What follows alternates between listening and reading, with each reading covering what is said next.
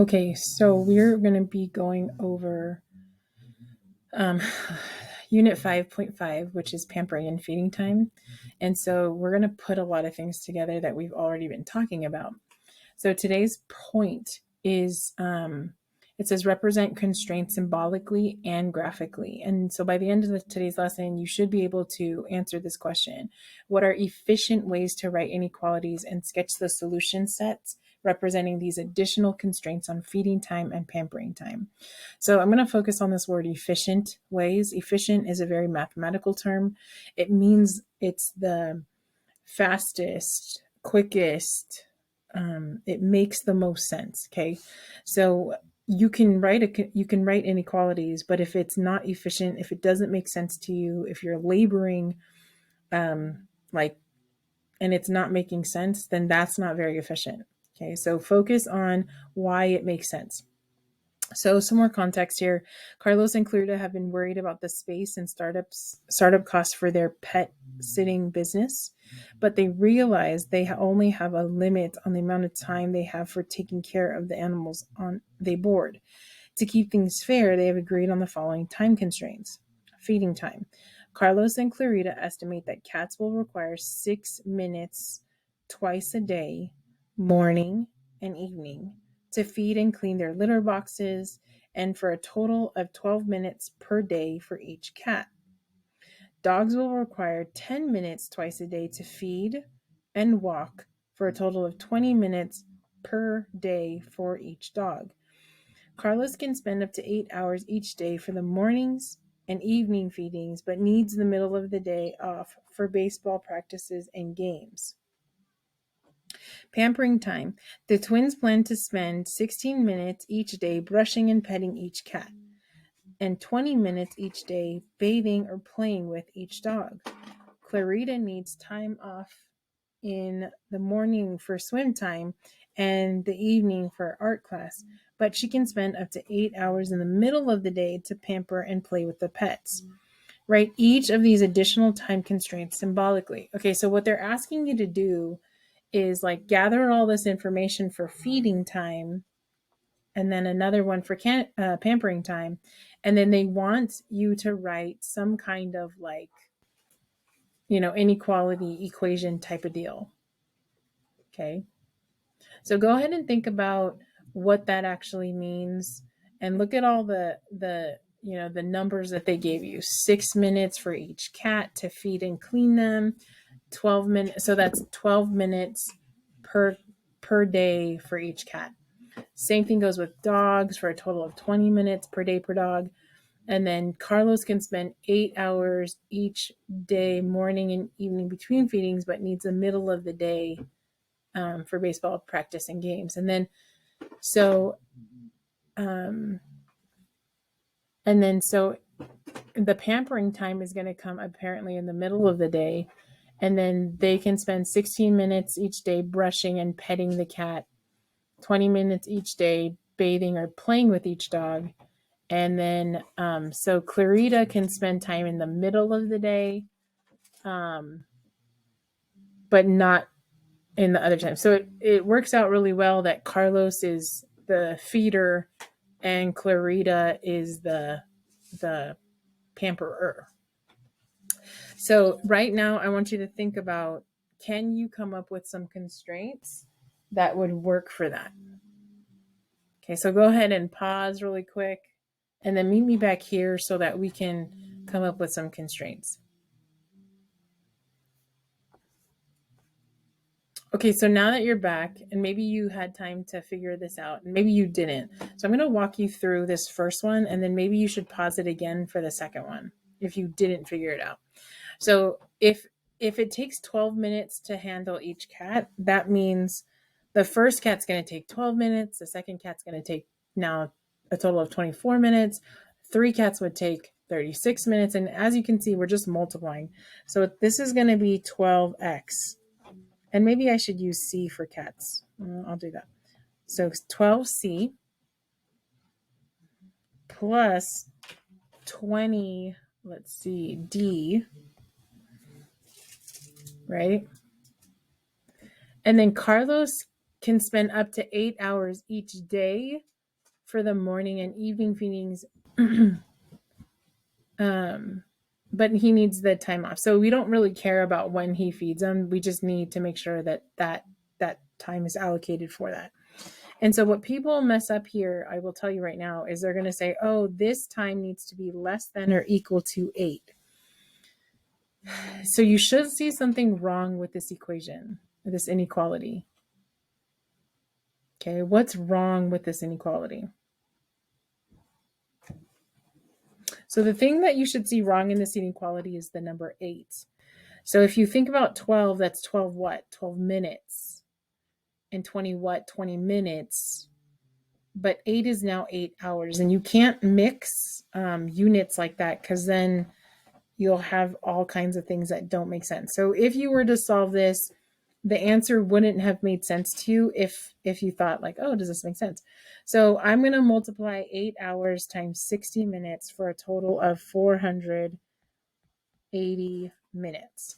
So if this makes sense to you, and it makes sense to me because this is the amount of time we're spending on cats plus the amount of time we're spending on dogs. It needs to be less than or equal to 480 minutes, right? And the reason why it's 12 times C is because C is the number of cats.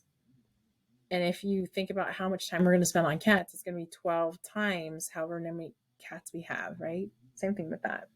So if you didn't get that first one, I need you to pause it so that you can figure out the second one for in terms of pampering time, in terms of Clarita. Okay. So now that you've had time to think about pampering time, so we're going to do this again, except for, again, we're going to go with less than or equal to 480 minutes. So we're not going to fall into that trap. And then now you're going to say, oh, we can spend 16 minutes brushing the cat. So that's 16C. And then plus 20D has to be less than or equal to 480, sorry, not 48. That makes no sense. All right, so take a second and see if that actually makes sense. If it does, good. If not, why not? What part of that is a little bit confusing? Was it the part about the 480 minutes? Ms. Johnson, why are you multiplying 16C plus 20D? Why are you adding them together? Something like that. So then it says shade the solution set for each constraint on separate grids. So I can shade them on separate grids, but I'm going to use different Desmos links. So I'm going to show you using my Desmos. And these are some old ones that we were working on earlier today. So I'll clear that out. So I'm going to plug this in, and X is going to be my C. So I'm going to go 12X plus 20Y is less than or equal to 480. And you should see, oh, Ms. Johnson, it's so out there. Did I type that right? 12X plus 20Y. I always check to make sure that I plugged it in correctly. So that's that one. So go ahead and make sure that that makes sense. If you need to have a little bit more like, okay, well, what number is that? There you go. What number is this over here? There you go. And then you should be able to graph this on that. So I'm actually going to copy that over here. So I'm not going to do it like, I guess I could do it. So this is going to be 0. Let's see. And this needs to be 40. So what? 2, 4, 6, 8, 10, 12, 14, 16, 18, 20. Maybe I need to count by. So I'm just going to go with this as 10. That way I can get there. So 20, 30, and 40. And then I'm going to count the other one by, I don't know, maybe 2s. So 2, 4, 6, 8, 12, 14, 16, 18, 20, 22, 24. Notice it's a solid line. Okay, I drew that line pretty good. And I'm shading underneath that. Okay, so no big deal there. I just plugged it into my graphing calculator. Because you guys get to use graphing calculators in our class, We're really focused on why that line is solid. Why is it shaded underneath? Those are the questions that you should be asking yourself. So I'm going to turn this one off, and then I'm going to grab pampering times equation or formula. So this is 16x plus 20y is less than or equal to 480. I kind of want to use the same like unit. So I'll go, this is going to be by twos, and this is 10 here. So 10, 20, let's see, what is that? That's 30. So 10, 20, and then here's 10, 20, 30. And then this one goes, let's see, we're going to go by twos, and that's 20. What is this going to be here? 24 again. So 2, 4, 6, 8, 10, 12, 14, 16, 18, 20, 22, 24. Okay, so let me put this guy away. Oops. There you go. Uh-oh, it counted different. 2, 4, 6, 8, 10, 12, 14, 16, 18, 20, 22, 24. Oops. This guy needs to be up here, not there. So I just counted wrong. Let me fix this guy really quick.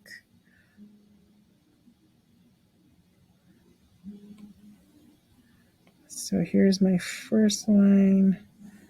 And then this is my second line. Good thing I checked. And they look the same, except for they're just a little bit different, right? They're just a little bit different. So it asks you to do it on the separate one. So my brain is naturally curious. What does it look like on the both of them? So red is feeding time. Blue is going to be the other one. Okay.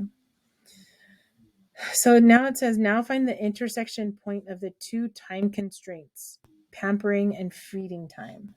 What does that mean? Read that again to yourself. Now find the point of intersection. What does that mean? The point of intersection. What do you think that means? So maybe what they're saying is when those two functions are equivalent. When those two functions are equivalent. So let me go back over here. So let me copy my equations right here. Let's see if I can do this. Did I do it? Nope, I didn't.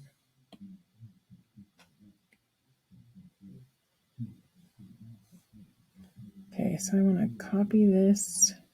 Oh, I can't. All right, I just have to remember my equations. Sorry. I was trying to be slick there. All right, so this is 12c plus 20d equals to 480. And the other one was 16c plus 20d equals to 480. Miss Johnson, why did you change it from less than to equal to? Why did you change it?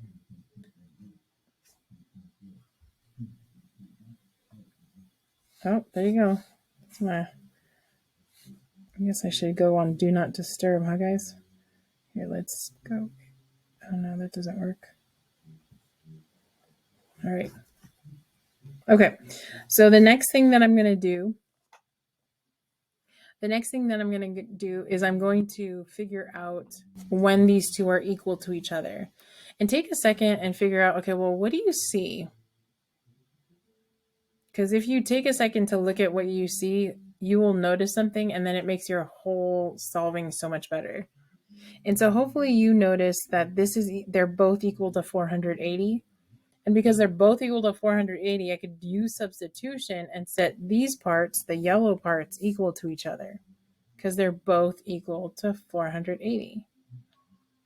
Right? Okay, so then what I'm going to do is I'm going to take this part here and set this equal 12c plus 20d equals to 16c plus 20d, right?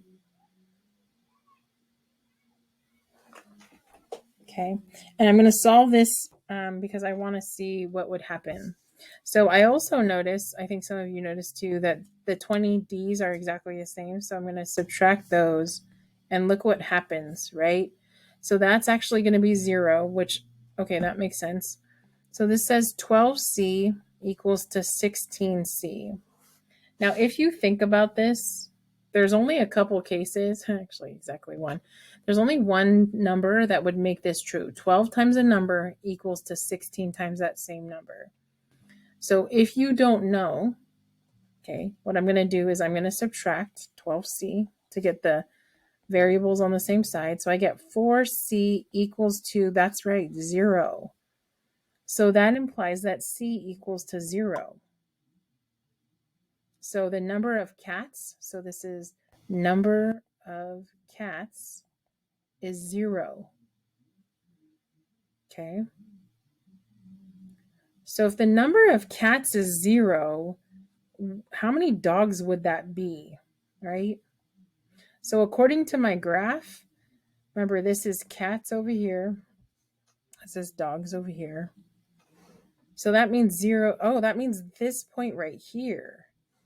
So I should plug this in. So I'm going to plug this in and see if I actually get 24, which is what I had before. So 12, I'm plugging this one into here. So 12 times 0 plus 20D equals to 480, right? There's my equation. So that's 20D equals to 480. So divide by 20, we would get D equals to 24. Not a big surprise, right? So this is the number of dogs. So this is stuff that we've been working on in terms of solving an equation, right? So boom, there it is. So when, according to these two time constraints, when do they intersect? Well, they intersect at 0 cats and 24 dogs. Okay. 0 cats, 24 dogs. So that's the number at which both equations, if the feeding times are equal, because the slot, that's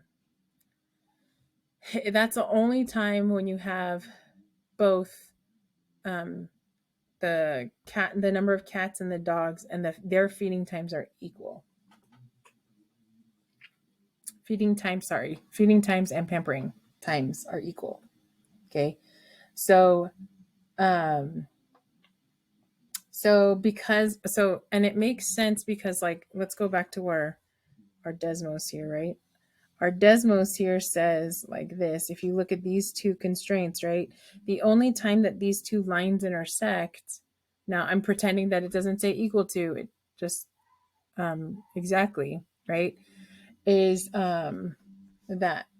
Now sometimes we can even talk about these two equations being like, we can ignore the shading for just a second, just so we can look at the maximum of those, right? So yeah. Okay, let's see. Do I want to tell you anything else? Okay. So with that being said, I am going to tell you that I'm going to do the all the way down here, which is our takeaways. It says these are the ways to determine which half plane should be shaded. So how did you know which side to shade? How did you know which side to shade? Okay, well, Desmos told us, but it all had to do with this symbol here, right? So it had to make sense for us that it was less than. How did we know that we were gonna shade down here and not on the other side? Well, logically speaking, right? If we know that all of the points on the line are solutions, and we're talking about time, and we're talking about Carlos and Clarita's, I'm trying to show you that equation at the same time. That equation up here, right? If we had another point out here, what would that be? More time spent or less time spent? Exactly. So it would be less, it would be more time, which Carlos or Clarita do not have that time, right? Because every single time it said they can spend up to 8 hours, right? Up to 8 hours. So the way that you can check this is you can test points to see if it works in our solution. Like what, Miss Johnson? So like, for example, this point right here, I don't know, I'm going to pick this point right here. which I think is 15 comma 4. So according to this, they have enough, like Clarita has enough pampering time to service 15 cats and 4 dogs. So we can plug that into here. We can go like this. We can go 16 times 15 plus 20 times 4. And I'm arguing that that should be less than 480, right? So let's check our calculator. So let's see, 16 times 15 plus 20 times 4. And boom, it's less than 480. So all of the points, let me go with, turn the skies off. Every single point that's shaded here is going to be some point. It's going to be some combination of cats and dogs that would work for Clarita. She has enough time to do it. Every point that's outside of there would be that combination of cats and dogs that she doesn't have enough time for, right? Because remember, she still has to go to like art class and something else. Okay. So going back to takeaways. So you can check a point.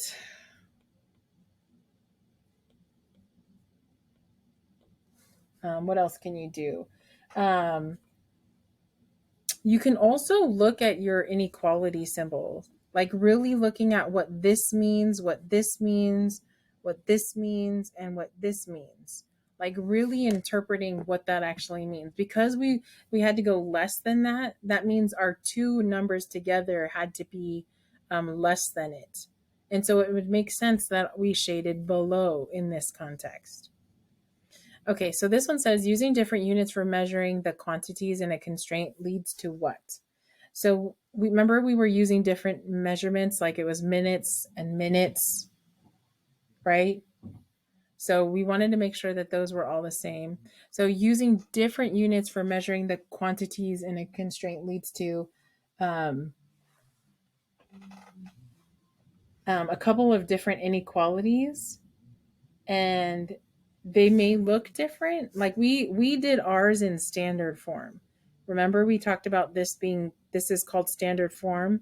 Like this is actually ax plus by equals c, or in this case is less than or equal to c. So we could have also done this based on slope intercept, but because of the numbers that they gave us, that's why we used standard form. So the last one says a statement. Hold on, let me get there first. It says a statement about a limitation or restriction in a modeling context may be eliminated as a constraint if all the viable options lie within that region of viable options for another constraint. So, like, we don't need to say that, let's see, all the people who drive, all the people who are legally able to drive in the state of California, right? And then talk about a different subset of people that are legally allowed to vote, right? Because you have to be older than 18 or 18 or older in order to vote versus older 16 and older in order to drive. Do you see how the one of them contains the other one? Okay.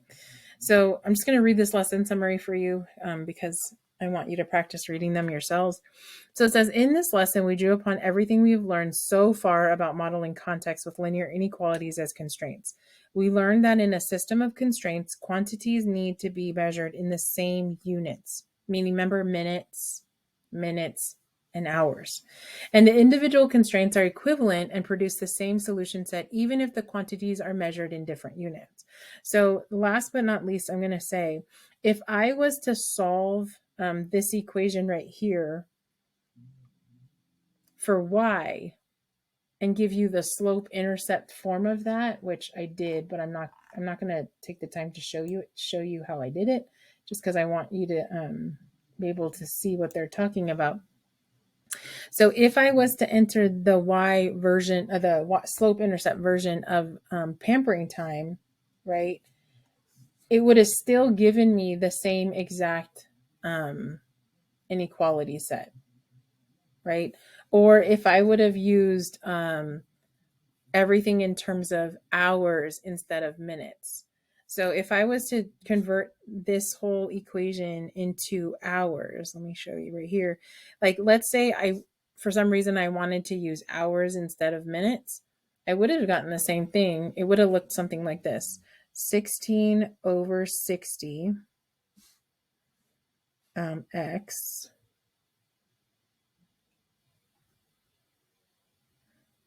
plus, let's see, 20 over 60. And you should be like, oh, I understand why she's writing 20 over 60, right? Because there's 60 minutes in an hour, right? Is less than or equal to 8 hours, which is exactly what we got. I don't know if you noticed, let me get rid of this guy, but these two are exactly the same. If I take off purple, I get blue. See?